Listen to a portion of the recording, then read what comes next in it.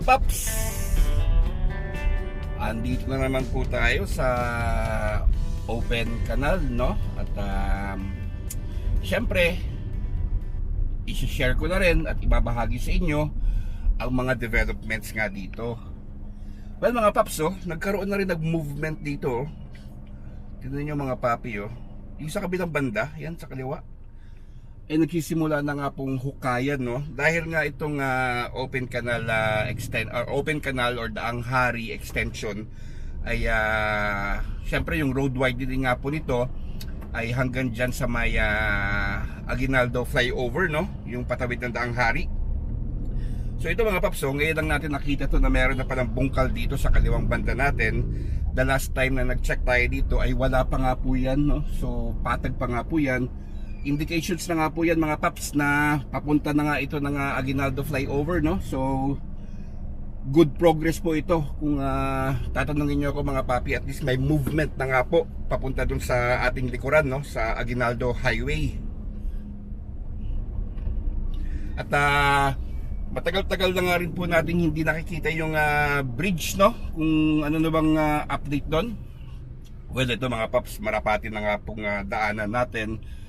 Nang sa ganun ay makita nyo rin, no? Para nga po sa mga ating kababayan na hindi masyadong nagkagala dito sa Imus ay sit back and relax na nga lang po kayo dyan sa inyong couch mga paps.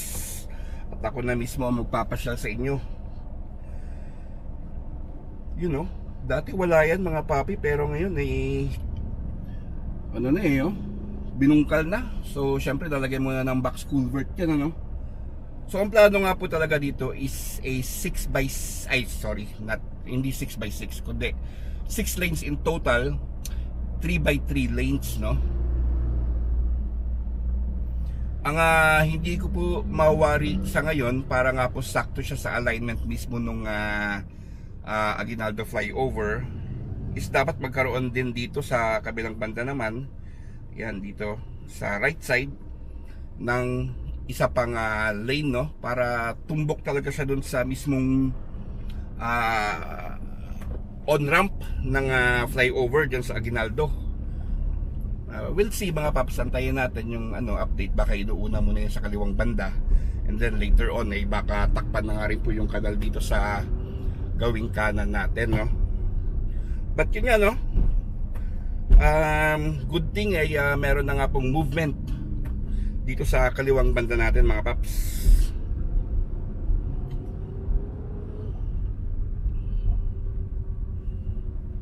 Yan, mahaba-haba na rin pala yung nabungkal dito, no.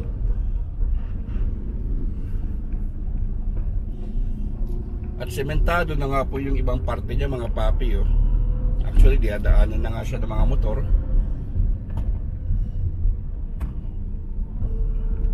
Yun, no.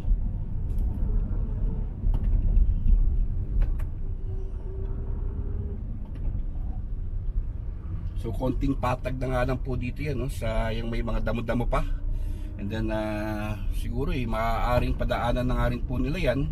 Pero ang problema nga po sa ganyan ay nagkakaroon ng choke point, no, yung biglang ninipis sa kalsada or ninipis yung kalsada, no, tulad nung pinanggalingan natin na yun nga 2 lanes lang, no, for now.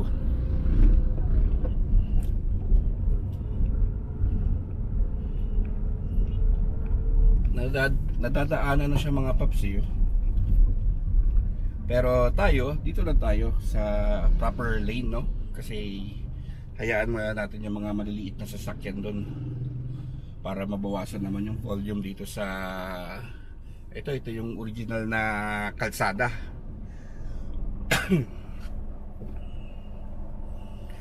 And also mga paps, follow nyo nga po kami sa aming Facebook page, no. Syempre yung Progreso Pilipinas, pati na nga rin po yung sa aming grupo na Metro Cavite and Beyond. Yan. So ito, entering barangay Malagasang na tayo. Malagasang 1C.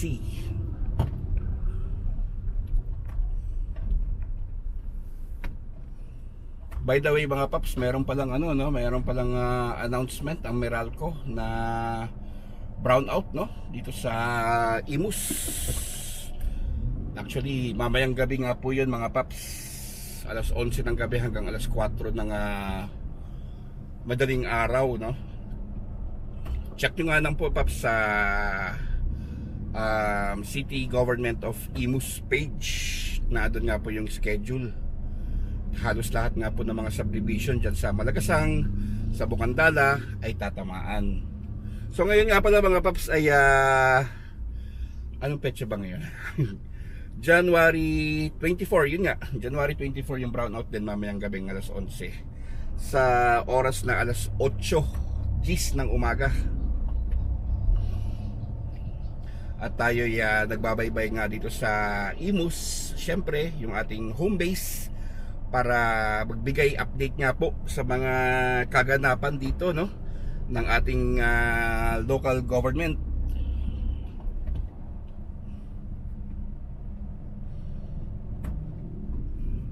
And also mga paps, yung road widening sa Malagasang no, so marami na nga rin pong ginagawa dyan sa may paglabas nyo ng Green Gate no. So puspusa na nga po yung kanilang pagtatrabaho para sana mapabilis or matapos agad yung road widening. At sana wag na rin sana natin gawing parking area no yung mga bagong kalsada.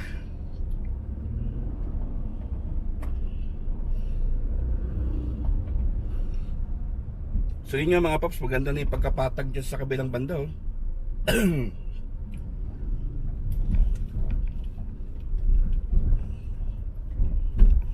Yan, dito sa may Crystal Place. Nung mga unang nag-update tayo dito mga paps, andito pa lang to sa Crystal Place na area eh oh. Pero ngayon ay pausod na siya ng pausad no. So yun na mga paps, yung flyover nasa harapan natin.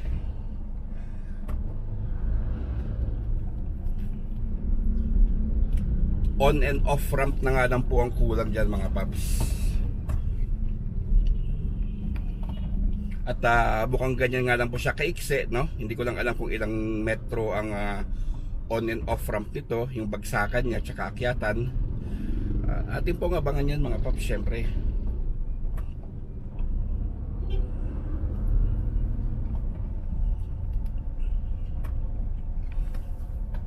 At dito patuloy nga rin po yung pagka road widened no, sa kaliwat kanan na banda.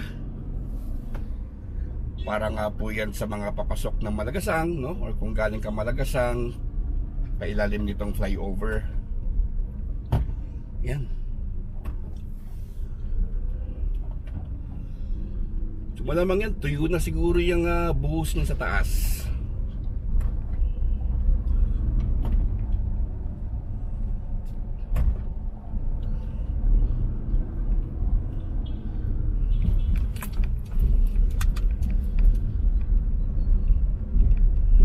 So dito patuloy rin paps ang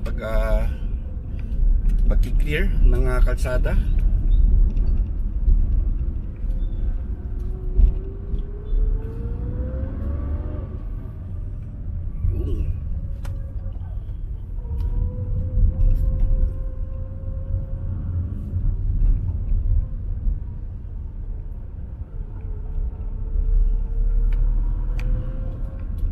Yan no. Yung tulad nga po na sabi ko is 3x3 lane nga po itong Malagasang. So that's a total of 6 lanes or Malagasang tuloy itong Daang Hari extension.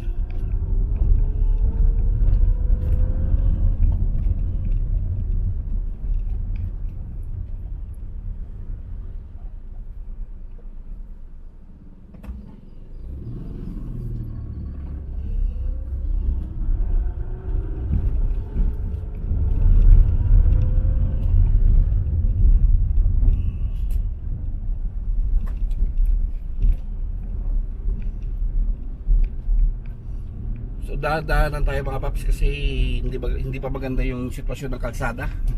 Malubak pa.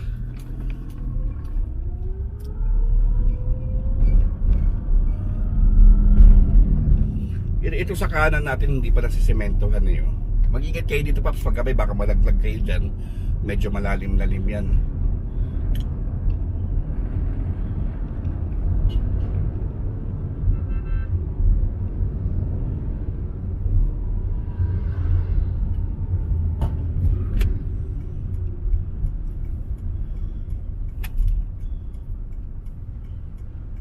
So sa kabilang banda mga papi, pakita ko sa inyo ha.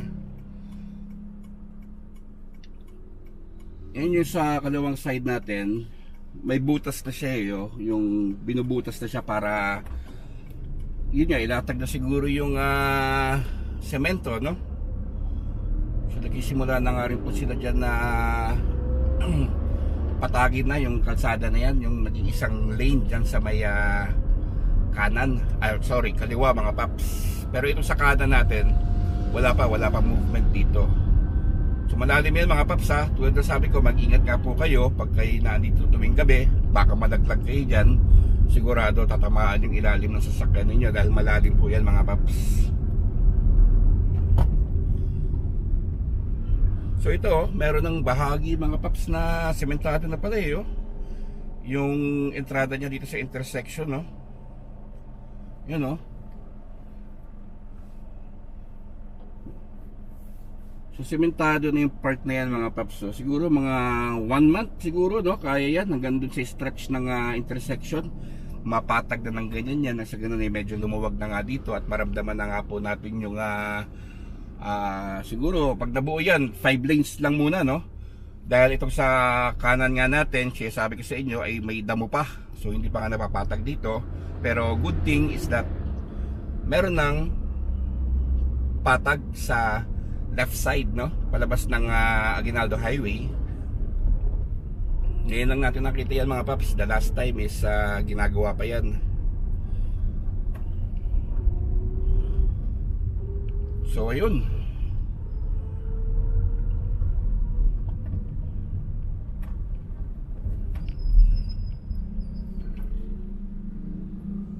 Ito yung entrada ng Imus Boulevard yan, pakanan mga paps.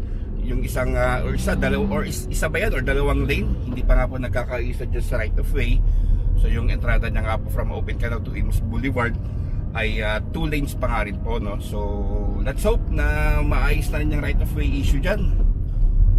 And I'm sure napanood nyo naman siguro rin yung ating update dyan sa may Navarro, no? Yung school dyan na na-clear na nga po yung right of way para dire-diretso na nga po yung biyahe patawid ng River Park, no? Dito na nga po tayo sa marker o sa border ng Imus at Gentry. Yan mga paps, nasa taas natin. Yan nga po yung magsisilbing border ng Imus at Gentry.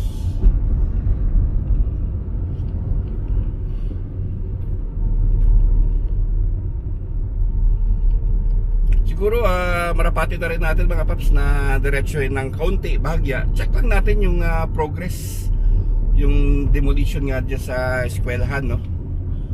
Dyan lang naman sa may after shell yun. At may ginagawa nga rin pong hospital dyan mga paps. Kung makikita nyo nga, merong crane, no? Na yun na nakatayo. Yan nga po yung paggawa ng hospital dito sa General Trias.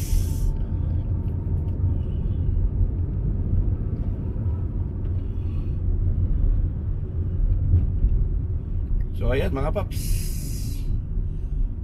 yung nasa harapan natin, no, yung eskwelahan na yan, yung di-demolish, no. Sana the next time na makita natin to ay kalsada na, no. Dire-diretso na nga hanggang dyan sa River Park, no.